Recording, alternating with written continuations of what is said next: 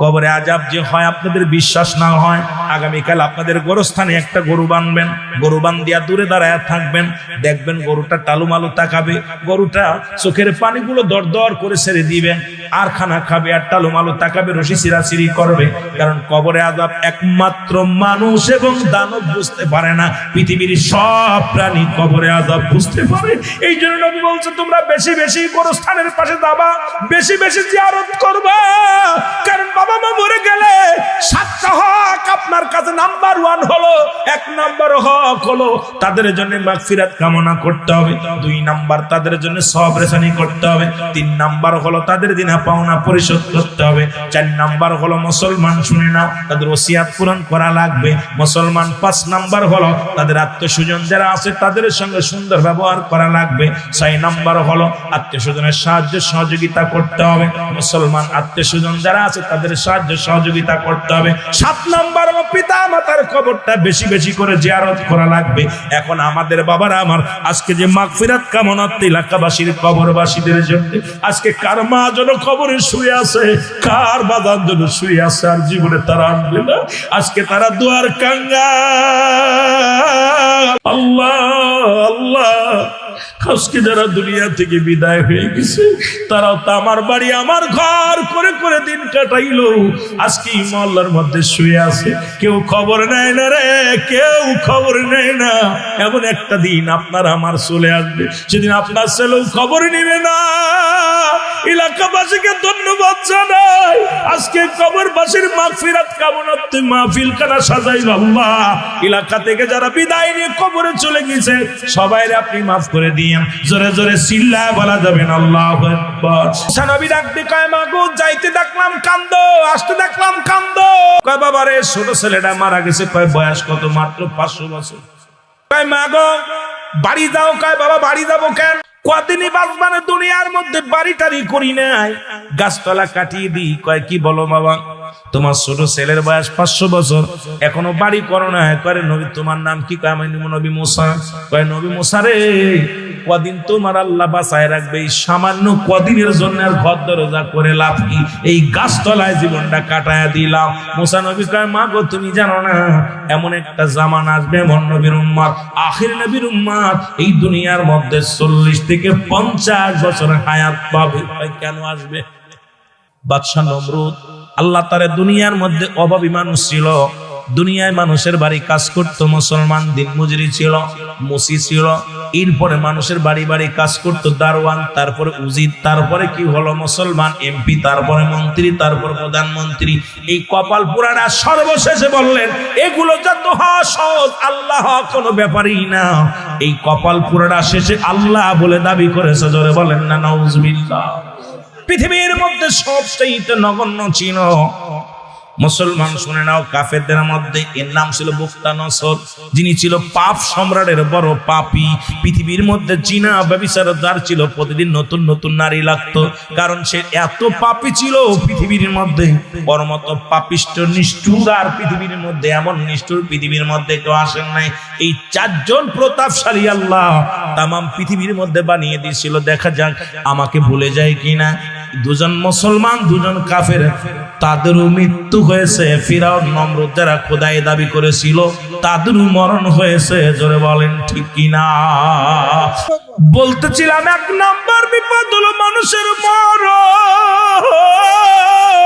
এই মরণ থেকে পালানোর কোনো পথ নাই, মরণ থেকে বাঁচার কোনো পথ নাই, মরণ থেকে বাঁচার কোনো পথ নাই রে মুসলমান। 25 জন নবীর কথা কুরআনুল কারীমের মধ্যে আছে। আরেকজন ব্যক্তির নাম ছিল, যার নাম লোকমান। উনি 1-2 বছর নয়, সাধনার জগতে ঘুরলেন। ঘুরিয়া ঘুরিয়া উনি যে পথে যাইতেন, গাছে ডাকতে বলতো লোকমান তুমি আমারে নিয়ে যাও, দাঁতের ব্যথা সেরে যাবে। লোকমান রে তুমি আমারে নিয়ে যাও, পেটে ব্যথা সেরে যাবে। লোকমান তুমি আমার নিয়ে যাও, চোখের জ্বালা সেরে যাবে। লোকমান তুমি আমার নিয়ে যাও, ক্যান্সার রোগ ভালো হয়ে যাবে। লোকমান তুমি আমার নিয়ে যাও, জন্ডিস সেরে যাবে। লোকমান তুমি আমার নিয়ে যাও। এইটা গাছে ডাকতে লোকমান হাকিমের বললেন। লোকমান হাকিমের বড় ছেলে ডাক দে, আমার আব্বা যান আপনি কেন ঘোর জঙ্গল দিয়া ঘোরেন? কয় বাজান রে আমি ঘুরি।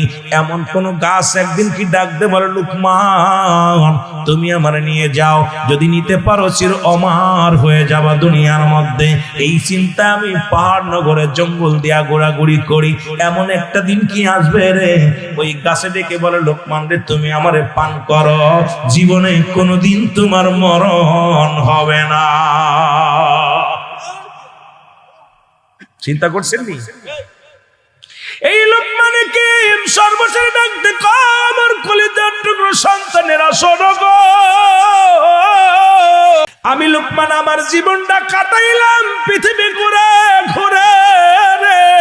চিন্তা করেছিলাম যদি কোনো লতা কোনো পাতায় যদি ডাকতে বলে, লোকমান তুমি আমাকে নাও, আমাকে পান করলে আর মরণ হবে না। আরে তার মানে মরণের পেয়ালা পান করতে হবে, কোনো সন্দেহ নাই। ডাক দে কয়, ছেলেরা রে জীবন নষ্ট করো না, ঘুরে ঘুরে নষ্ট করো না, ওই খোদা তাআলার বন্দেগি করো, রব্বে কারীমের গোলামি করো। কারণ দুনিয়ার মায়া ছেড়ে দিয়া রব্বে কারীমের গোলামি করো। কারণ আমি লোকমান কোথাও পাইলাম না এই মরণ থেকে আদম আলাইহিস সালাম থেকে শুরু করে আখির নবী রাহমাতুল আলামিন পর্যন্ত যত পয়গম্বর, যত নবী, যত ওলি, যত গাউস কুতুব আসলেন, সকলেরই মরণের পেয়ালা পান করা লাগছে। ধরে বলেন ঠিক কিনা? ঈসা ইবনে মরিয়ম, ঈসা নবীকে ডাকতে মরিয়ম আলাইহিস সালাম ডাকতে বলে, বাবা ঈসা আমার দুনিয়ার কিছু ফল খাইতে মন চায়, আমাকে কিছু ফলের সন্ধান করে দাও। ঈসা আলাইহিস সালাম গেলেন বাজারে ফল আনতে। আয়া দেখে রে এমন সময় আজরাইল এসে হাজির হয়ে গেছে। আসিয়া মরিয়মের ঘরে এসে সালাম দেয়, আসসালামু আলাইকুম মরিয়ম। মরিয়ম ওয়ালাইকুম আসসালাম। তুমি কে? বলে আমি আজরাইল। কেন আসছো? কয় মরিয়ম রে আমি কেন আইছি আপনি কি বোঝেন না? রব্বে কারিম আমার আপনার কাছে পাঠিয়েছে, আপনাকে নিয়ে যাব দুনিয়া থেকে, আর বেশি সময় নাই। আমি মালাকুল মউত, এখনই আপনার রূহটা নিয়ে চলে যাব। মা মরিয়ম ডাক দে কয়, মালাকুল মউত রে একটু ধৈর্য ধরো, আমার কলিজার টুকরা সন্তান ঈসা নবী গেছে বাজারে, আমি আমার সন্তান যদি আমার এসে না পায় বাবা পাগল হয়ে যাবে, একটু দুইটা কথা বলার সুযোগ করে দাও। আমার কলিজার টুকরা সন্তান আসুক, তার সঙ্গে দুটি কথা বলবো। মরে মুসলমান ঈসা নবীকে, ঈসা নবীর মা মরিয়মকে ডাকতে বলে, আজরাইল আলাইহিস সালাম, মরিয়ম আমাকে আর সময় আমি দিতে পারবো না, তোমারে সময় দেওয়ার সম্ভব নয়, প্রস্তুতি হও মরণের জন্য। অনেক করুণায় বিনয় করলেন, কোনো কথা শুনলেন না। এবার মরিয়ম আজরাইল রে যদি না শুনবি আমার কোনো কথা, তাহলে আমারে নিয়ে যাও। আজরাইল আলাইহিস সালাম মরিয়ম আলাইহিস সালামের রূহটা বাইর করলেন, এবার নিয়ে চলে গেলেন। মরিয়ম আলাইহিস সালামের ছেলে মুসলমান শুনে নাও, ঈসা আলাইহিস সালাম ঘরের মধ্যে প্রবেশ করলেন।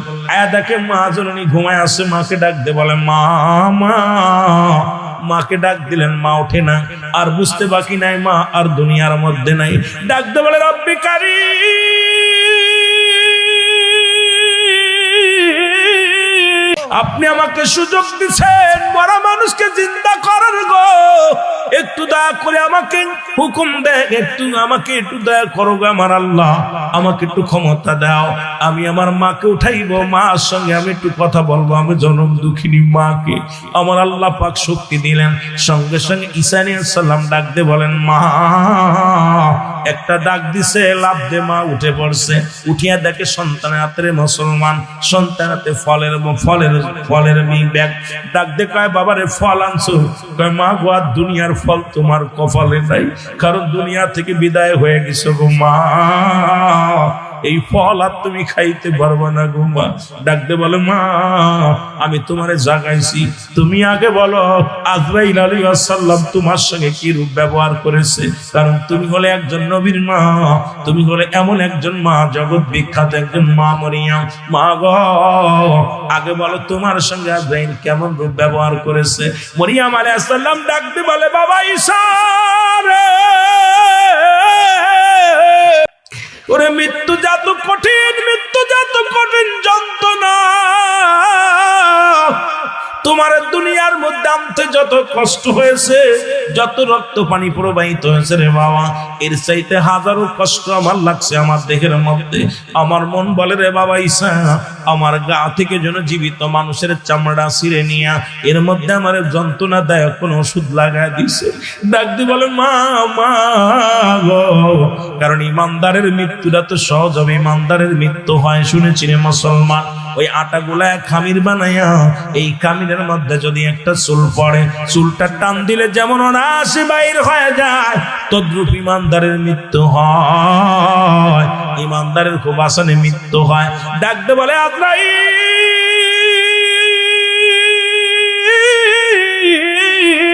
তাড়াতাড়ি যাও, নবী মুসা নবী ঈসারে জানায় আসো তার মার সঙ্গে কি ব্যবহার করেছে। আজরাইল দৌড়ে আসছে, আজরাইল আলাইহিস সালাম ডাক দেওয়া আসসালামু আলাইকুম নবী ঈসা। ও নবী ঈসা বলে হুজুর আপনি কি বলতে চান? বলে আগে বলো জিবরিল আমার মাল্লা আজরাইল কেমন ব্যবহার করেছে। আল্লাহ কয় আজরাইল তুমিও যাও, জিবরিল তো দাঁড়ায় আছে তুমিও যাও। আজরাইল আজরাইল আগমন করলেন ঈসা নবীর মায়ের বাবার ঈসা নবীর কাছে।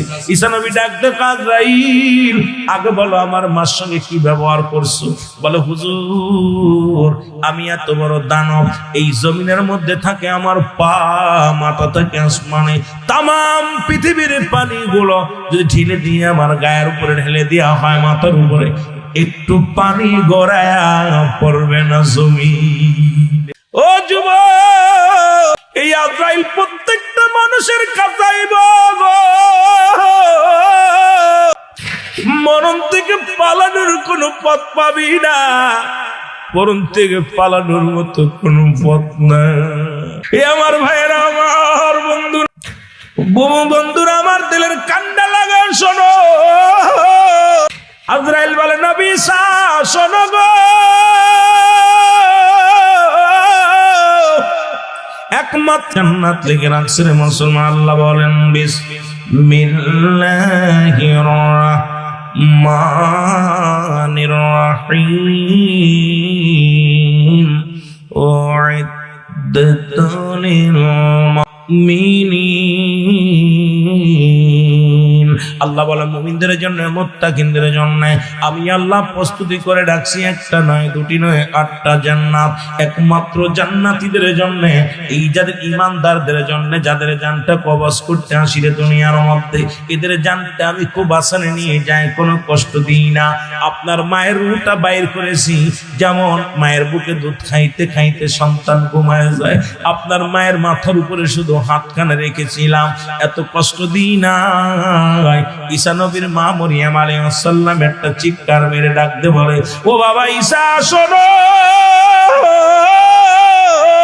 এই মৃত্যু যদি এত কঠিন হয়, কঠিন মৃত্যুটা কত কঠিন হয়, কার জন্য তুমি সম্পদের পাহাড় করলা?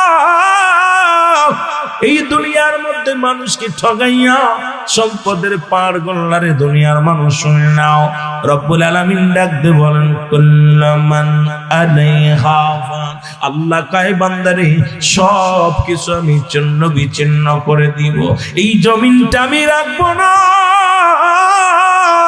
এই জমিনের মধ্যে যত মাটি আছে রে, এই পৃথিবীর মধ্যে 3 ভাগ পানি, 1 ভাগ মাটি। রব্বুল আলামিন ডাক দেখায় বান্দা এই জমিনের মধ্যে যত মাটি আছে সমস্ত মাটিগুলো আমি আল্লাহ পুড়ায়া তামা বানায়া দিব, কিচ্ছু বলতে কিচ্ছু থাকবে না। এই জমিনের পানিগুলো পুড়ায়া আমি ছাই বানায়া দিব। এই দুনিয়ার কিচ্ছু বলতে কিচ্ছু যেদিন থাকবে না রে, সব কিছু যেদিন শেষ করে দিবে আমার আল্লাহ, সেদিন থাকবে শুধু আমার আল্লাহ। জোরে জোরে চিল্লায় বলা যাবে আল্লাহ। যেদিন কিচ্ছু বলতে কিচ্ছু থাকবে না, থাকবে শুধু আমার আল্লাহ। আল্লাহ কয় বান্দারে সেদিন আমি থাকবো আমার নবীর ভালোবাসা নিয়া। ও আমার যুবকেরা, নবীজির ভালোবাসা নিয়া থাকবে আমার রব্বি কারীম। আমার নবী কয় এই দুনিয়ার মধ্যে আগমন করলাম আমার উম্মতের জন্য, হায়াতে খায়রুল লাকুম, আমার হায়াতের জিন্দেগিটা আমার উম্মতের জন্য কল্যাণ স্বরূপ। এই দুনিয়ার জিন্দেগিটা আমার উম্মতের সঙ্গে কথাবার্তা বললাম, উম্মতের সঙ্গে চলাফেরা চলাফেরা করলাম, উম্মতের এমনি সংসার ধর্ম করে এমনি এমনি করলাম আমি। আমার যুবক বাবারা দিলের কান্ডা লাগায় শুনে নাও, নবীকে আমার দুনিয়া থেকে আবার চলে গেলাম, অফাতি খায়রুন লাকুম, আমার অফাতটা আমার উম্মতের জন্য কল্যাণ স্বরূপ, অমামায়াতি খায়রুন লাকুম, নবীকে আমার উম্মতিরা রে এই দুনিয়া থেকে বিদায় হয়ে গেলাম, এটা আমার উম্মতের জন্য কল্যাণ স্বরূপ। কারণ এই দুনিয়া থেকে বিদায় হয়ে গেলাম, পৃথিবীর মধ্যে যদি কোন উম্মত ভালো কর্ম করে গো,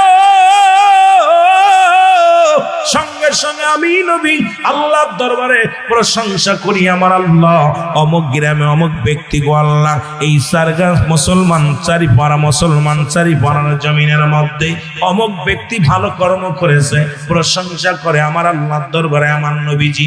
আবার কোন উম্মত যদি গুনাহের কাজ করে গো, নবী কয় আমার উম্মতিরা শুনে নাও, এই পৃথিবীর মধ্যে আমি আল্লাহর কাছে ইস্তেগফার করি, ক্ষমা চাই আমার আল্লাহ, অমুক গ্রামে চারিপাড়ার জমিনের মধ্যে অমুক ব্যক্তি গুনাহ করেছে, তুমি তারে মাফ করে দাও।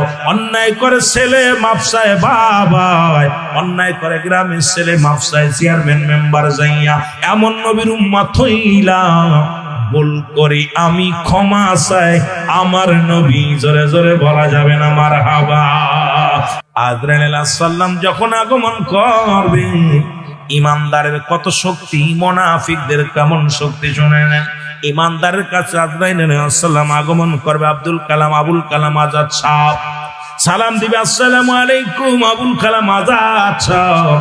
বলবো আলাইকুম আসসালাম, তুমি কে? বলবে আমি আজরাইল। বলে কেন আইছো? তোমার নেওয়ার জন্য। আজরাইল দাঁড়াও, তুমি কোন জায়গা দিয়ে ঢুকবা? বলে আজরাইল বলে ইমানদারের রুটা বাইর হয় বেশিরভাগ গলা থেকে শুরু করে মাথা দিয়ে, কান দিয়ে, নাক দিয়ে, মুসলমান চোখ দিয়া, না হয় নাক দিয়া, না হয় মুখ দিয়া, কয়েকটা অঙ্গ প্রত্যঙ্গ দিয়া বেশি ইমানদারের মৃত্যু হয়। আর মুনাফিকদের মৃত্যুটা বেশিরভাগ হয় মুসলমান পায়খানা প্রস্রাবের রাস্তা দিয়া, খুব যন্ত্রণা দিয়া কঠিন মৃত্যু এদের হয়ে যায়। মুসলমান শুনে নাও, ও মুসলমান শোনো শোনো, ডাকতে বলবো আসসালামু আলাইকুম আসসালাম। কয় ঢুকবা কোন জায়গা দিয়া? বলে আমি পা দিয়ে ঢুকবো। ডাকতে বলবে আজরাইল,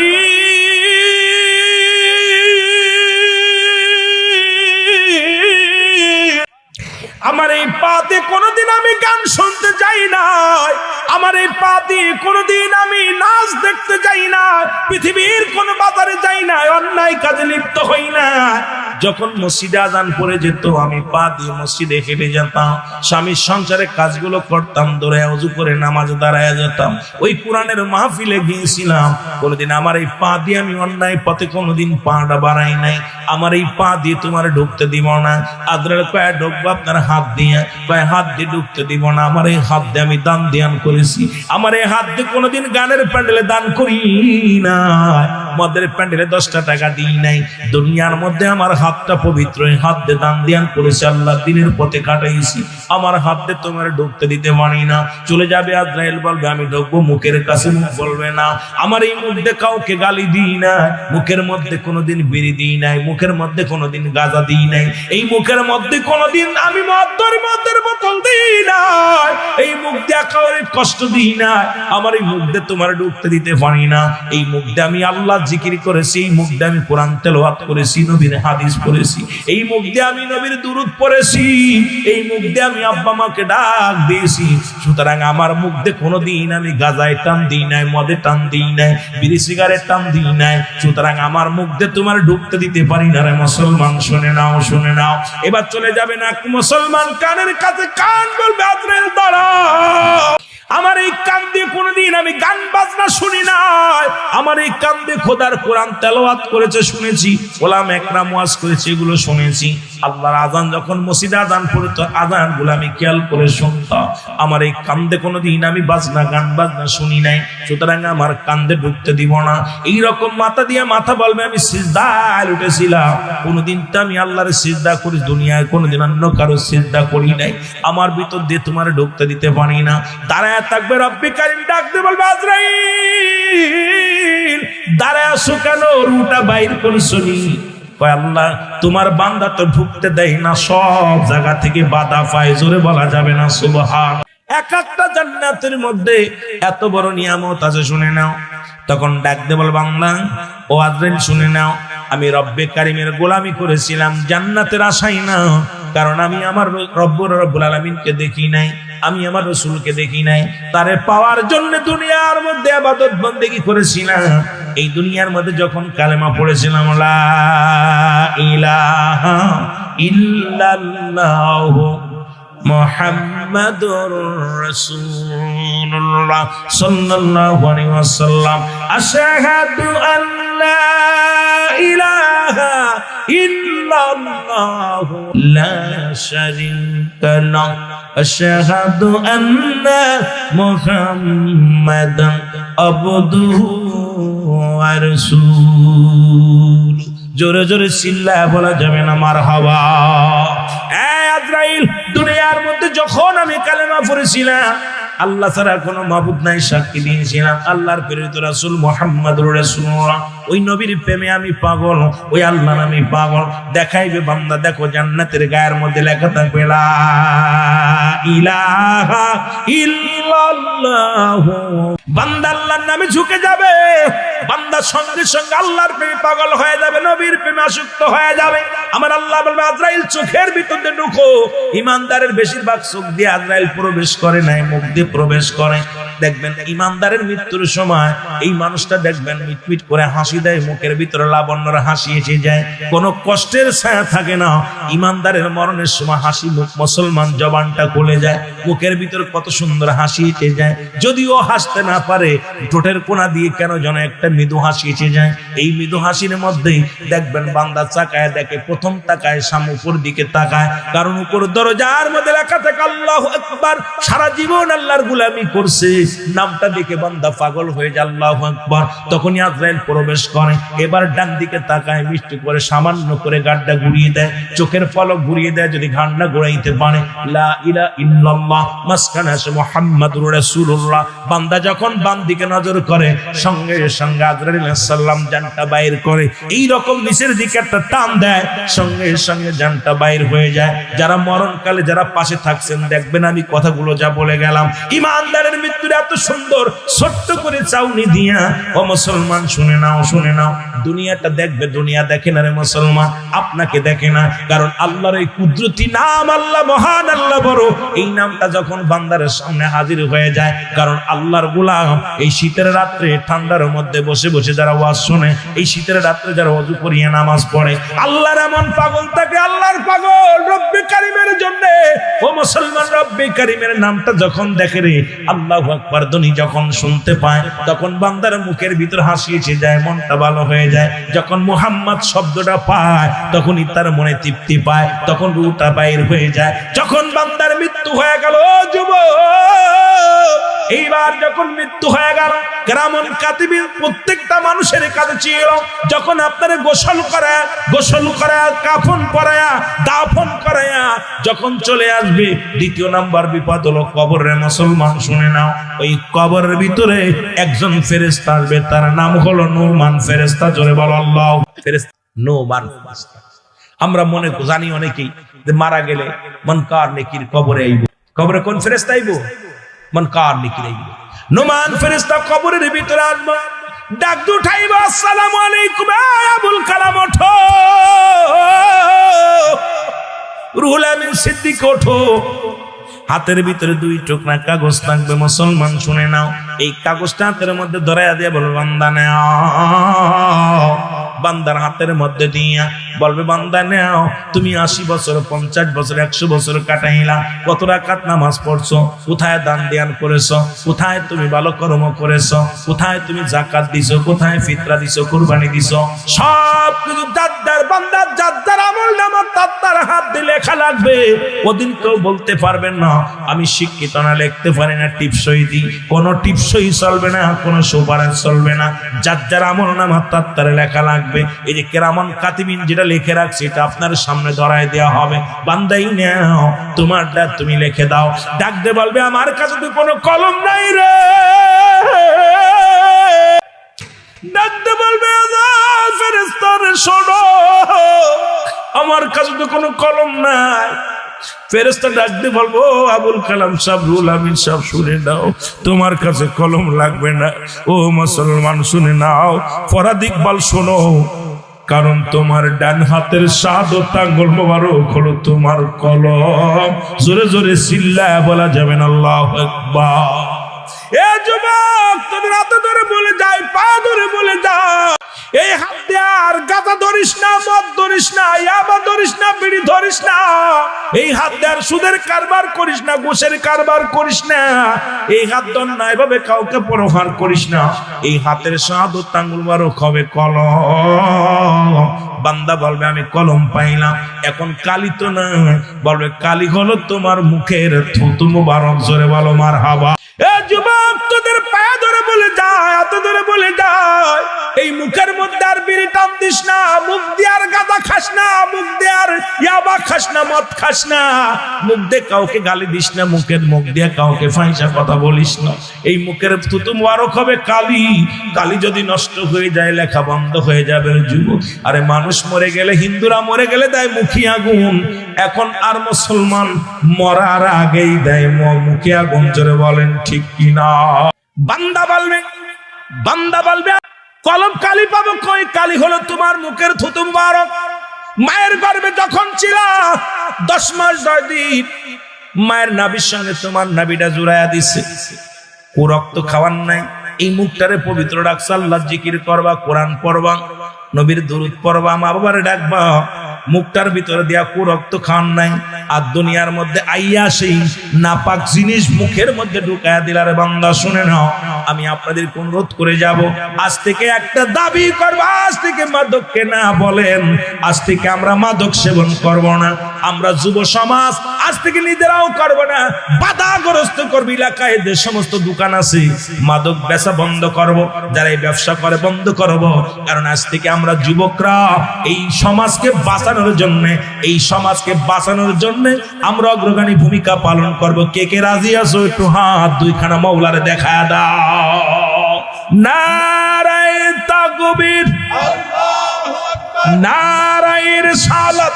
ইয়া রাসূলুল্লাহ। বান্দা বলবেন আমি তো কলম পাইলাম, কালি পাইলাম, এখন লাগবো কিসের উপরে? আমার কাছে তো কোনো কাগজ নাই। ডাক দে বল বান্দা, 3 টুকরা কাপড়ের কাপড় দেয়া হয়, বল বান্দা এইটা হলো তোমার। 1 টুকরা কাপড়ের কাপড় গা থেকে তুলে নেবে, নিয়া বলবে লিখে দাও। সেকেন্ডের মধ্যে লেখা হয়ে যাবে। এটা হাত থেকে নিয়ে নেবে, সিনিয়া আর একটা কাগজ ধরায়া দিবে, দিয়া বল বান্দা এই নাও, এটার মধ্যে তুমি লেখো।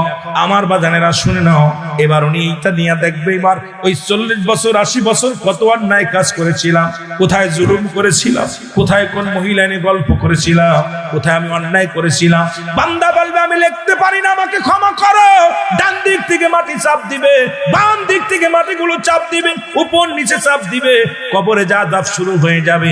রব্বির হামহুমা কামা রব্বায়ানি সগীরা। জোরে বলেন রব্বির হামহুমা কামা রব্বায়ানি সগীরা। আল্লাহ, আব্বা মা যারা শুয়ে আছে, আরে আজকে যারা আব্বা মার জন্য কাদের চোখের পানি ছাড়েন, এই 7টা হক আব্বা মার প্রতি আপনার আছে। আজকে যে হকগুলো যদি আদায় না করে চলে যান, পিতা সন্তানের সঙ্গে সম্পর্ক থাকবে না, পিতা সন্তানকে চিনবে না, সন্তান পিতাকে চিনবে না। সেই কঠিন দিনের কথা রে মুসলমান। 3 নাম্বার বিপদ হলো মুসলমান কিয়ামতের ময়দান। যেদিন এই কিয়ামতের ময়দান, যেদিন মানুষের মুঠো হাত উপরে সূর্যোদয় হবে গো, যেদিন মাটিগুলো পুড়ে তামা হয়ে যাবে, মানুষ সাঁতারে কাটবে, ঘামের মধ্যে সাঁতারে কাটবে, মানুষগুলো নাফসি নাফসি কে দৌড়াইবে, ইয়া সালিম ইয়া সালিম, নিরাপত্তা দাও নিরাপত্তা করে কাঁদবে। সেদিন মুসলমান কেউ কারোর সাহায্য জায়গায় আসবে না, সেদিন একমাত্র দরদি